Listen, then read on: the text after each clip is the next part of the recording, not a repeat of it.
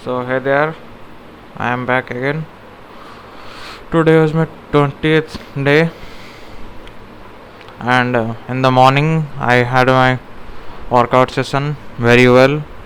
मैंने एक चीज़ ये मतलब एक चीज़ मैंने महसूस किया कि कंसिस्टेंसी बनाए रखना चाहिए. एक दिन भी मिस हुआ तो स्टेमिना फिर से डाउन होता जाएगा, जिसके वजह से फिर से तुम्हें वही लेवल पाने के लिए फिर से कुछ दिन और लगेंगे. तो इसीलिए कभी कंसिस्टेंसी नहीं छोड़ना है, ये मैंने सीखा. और मैं हर दिन ये करूँगा कि मैं अपने 100 दिन के चैलेंज में 100 दिन पूरा करूँगा एक्सरसाइज, चाहे जो हो जाए, धरती हिल जाए, आसमान टूट के गिर जाए, जो हो जाए. बाकी रहा, मैंने आज के टेस्ट के लिए प्रिपेयर किया था, लेकिन मेरी क्या बोलूँ,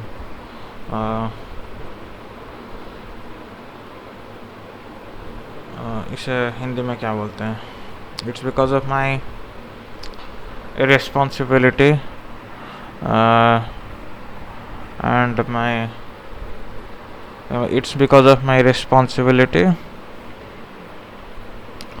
मैंने एग्ज़ाम मिस कर लिया क्योंकि 2 से 4 था. मैं सो के उठा तो 3 बज गए थे. उसके बाद मैं मतलब 3:30 में पेपर दिया, और उसके मतलब आधे घंटे में 35 क्वेश्चन अटेम्प्ट किए थे, लेकिन नेटवर्क डाउन हो गया और पेपर खुद ही सबमिट हो गया, जो कि ये मेरी गलती है. और मैं फिर से ये पेपर का डेट बना लिया हूँ कब मैं पेपर देने जा रहा हूँ.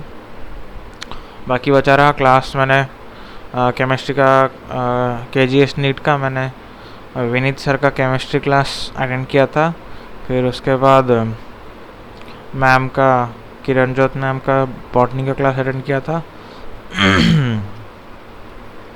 फिर उसके बाद मेरा एक पेंडिंग लेक्चर था कल वाला फिज़िक्स का, उसे मैंने कंप्लीट कर लिया था. उसके बाद जैसे कि मेरा प्लान था कि टेस्ट कंप्लीट होने के बाद उसका डिस्कशन देखूंगा, तो उसी से मेरा टाइम मतलब प्लानिंग शेड्यूल था, लेकिन टेस्ट तो दिया नहीं था, तो इसीलिए मैंने डिस्कशन वीडियो अटेंड नहीं किया. लेकिन उसके बदले में मैंने कल के संकल्प टेस्ट के लिए मैग्नेटिक फील्ड का रिवीजन किया था, और मैं बायो का प्रिंसिपल ऑफ इनहेरिटेंस का पॉइंट्स एनसीईआरटी में लिख रहा था.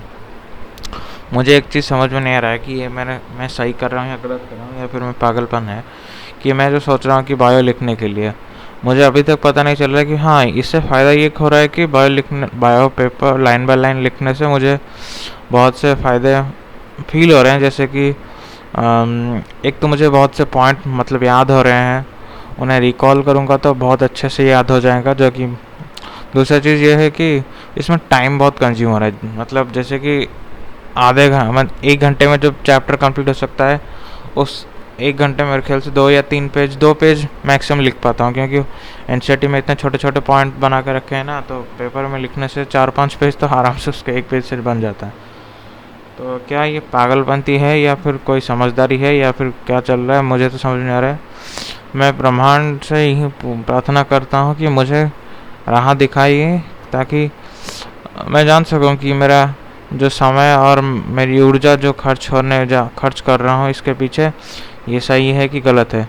दूसरा चीज़, मैंने शाम को मेरे आज 3 क्लास पेंडिंग हैं, जिसमें एक फिजिक्स का, एक केमिस्ट्री का और एक बॉटनी का.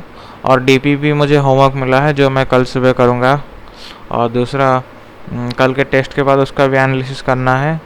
टेस्ट छोड़ना नहीं है, टेस्ट देते रहूँगा जो हो जाए. हाँ, टेस्ट देते रहूँगा, लेकिन साथ ही साथ मुझे कुछ बदलने हैं. जैसे कि गलत ऑप्शन टिक करने से अच्छा है कि उस क्वेश्चन को ही स्किप कर लो. क्वेश्चन सॉल्व का ऑप्शन एलिमिनेट करने के बाद अगर पता चल रहा है कि 2 ऑप्शन है और उनमें से एक मारना है या फिर एक सही है एक गलत है, तो उससे अच्छा मैं ये सोच रहा हूँ कि ऑप्शन को स्किप कर लूँ, मतलब क्वेश्चन को स्किप कर लूँ. इसका रीज़न ये है कि एक क्वेश्चन गलत होने से मुझे 5 मार्क डिडक्ट होंगे. छोड़ दूंगा तो 4 मार्क डिडक्ट होंगे, लेकिन 1 मार्क तो बचेगा ना, और उसी 1 मार्क से मैं आगे बढ़ूँगा. ठीक है, हाँ, ये रिस्की पॉइंट है कि अगर वो सही हो जाए तो और 3 मार्क मिलेंगे, लेकिन अगर नहीं हुए, क्योंकि 50-50 चांस है, ऑलरेडी मेरा 4 साल हो चुका है, तो 50-50 चांस वो सब मतलब इस बार तो नहीं करूँगा। तो इसीलिए टेस्ट में भी मैं वैसा नहीं करने जा रहा हूँ। जो क्वेश्चन मुझे सॉल्व हो रहे हैं उसी को, जो क्वेश्चन सॉल्व हो रहे हैं और इसका आंसर मुझे पूरा गारंटेड है कि हाँ इसी का आंसर ये सही है, उसी को मैं टिक करने जा रहा हूँ। उसके बाद जो भी क्वेश्चन क्वेश्चन में ऑप्शन इधर उधर लग रहे हैं उसे तो मैं स्किप करूँगा इजीली, कोई दिक्कत नहीं है, ठीक है। हो सके मैं 120 क्वेश्चन 30 क्वेश्चन अटेम्प्ट करूं, लेकिन वो सारे सही होने चाहिए। 1-2 मिस्टेक होने से चलेगा, ठीक है। लेकिन ये मैंने ना पिछले टेस्ट में मैंने रियलाइज़ किया, जो यूबीटी था जिसमें 720 का अटेम्प्ट किया था, लेकिन 12 क्वेश्चन गलत था, जिसकी वजह से मेरा 660 आया, ठीक है।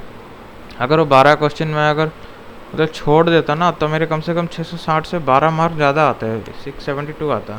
तो 672 और 660 में ना मतलब 12 मार्क्स का जो डिफरेंस है वो 1000 बच्चों का गैप आएगा। तो 1000 बच्चों का गैप मतलब कहीं एम्स से स्टेट कॉलेज या स्टेट कॉलेज से सेमी गवर्नमेंट, ठीक है। तो मैं नहीं चाहता कि मैं ये गलती फिर से दोहराऊँ, क्योंकि ऑलरेडी मेरा मतलब इतने साल ये मिस्टेक करते आ रहा हूँ, रियलाइज़ नहीं होता, अभी से रियलाइज़ हो रहा, तो ये मिस्टेक तो नहीं करने जा रहा हूँ।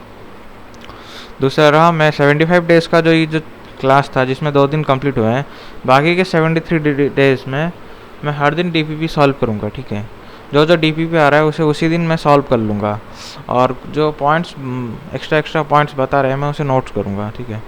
क्योंकि और दूसरा चीज़ मैं रिवाइज करूँगा, ताकि जो सैटरडे का जो टेस्ट रहता है मैं उसी टेस्ट में कम से कम मतलब एक सेटिस्फाइड मार्क्स ले आऊँ, जिसके वजह से मुझे अच्छा फील हो। बाकी आज के एक्सरसाइज में मैंने एक चीज़ ये नोटिस किया कि जो जो एक्सरसाइजेस वर्कआउट के टाइम जो जो एक्सरसाइजेस मैं नहीं कर पाता था पहले, जैसे कि बैकवर्ड लूंज हो गया, या फिर और क्या था, हाँ बैकवर्ड लूंज जो था वो मैं अच्छे से नहीं कर पाता था, वो मैंने अभी ठीक कर लिया। जैसे कि हाँ क्रॉस लूंज हो गया, उसमें मेरा पैर का पोजीशन ठीक नहीं रहता था। बाकी नी पुशअप्स हो गया या फिर इन्वर्स प्लैंक हो गया, इन सब को स्टार्टिंग में मैं गलत कर रहा था या फिर नहीं कर पा रहा था, या फिर मुझे उसमें कुछ सिग्निफिकेंट नहीं लग रहा था। लेकिन आज जैसे कि 20 दिन हो गया ना, तो मुझे बहुत मतलब मैं फील कर रहा हूँ कि हाँ उन सब का कुछ मेरे बॉडी के ऊपर इफेक्ट आ रहा है, ठीक है। बाकी स्ट्रेचिंग इंपॉर्टेंट है, क्योंकि बिना स्ट्रेच किए मसल्स तुम्हारा क्रैम्प हो सकते हैं, या फिर लैक्टिक एसिड में जो स्टोर हो चुका है उससे वजह से बॉडी में तुम्हें काम करने से हलचल नहीं होगा। बाकी मैं तो इतना ही आज हुआ है। कल मेरा टेस्ट है SBTS का, तो ऑल द बेस्ट। SBTS में ज़्यादातर SBTS में यही हो रहा है कि बायो में क्वेश्चन अटेंड कर लेता हूँ 90 के 90, लेकिन पता चलता है कि 90 में से 70 ठीक है, 30 गलत हो गए। 30 गलत हो गए मतलब 150 मार्क डिडक्ट हो गए। अगर मैं 30 क्वेश्चन छोड़ देता ना तो मेरे कम से कम 180 आ जाता है, मतलब 150 मार्क डिडक्ट होने से अच्छा तो 120 मार्क डिडक्ट होते, तो मुझे कम से कम 30 मार्क का तो मुनाफा होता, ठीक है। लेकिन ये जो 30 मार्क का मुनाफा मतलब बिल्कुल नहीं रिस्क लेने का। रिस्क लेने के लिए आगे टाइम है, लेकिन अभी रिस्क नहीं लूँगा। अभी रिस्क लेने से मुझे कोई फ़ायदा नहीं है, मतलब उल्टा मेरी ही मतलब डाउनफॉल हो रहा है, ठीक है। मेरा ही कॉन्फिडेंस लो हो जाएगा अगर ऐसा रहा। मतलब कॉन्फिडेंस तो लो नहीं रहेगा, लेकिन एक मोरालिटी में थोड़ा कुछ अप डाउन रहेगा, ठीक है। तो मैं नहीं चाहता ये करूँ।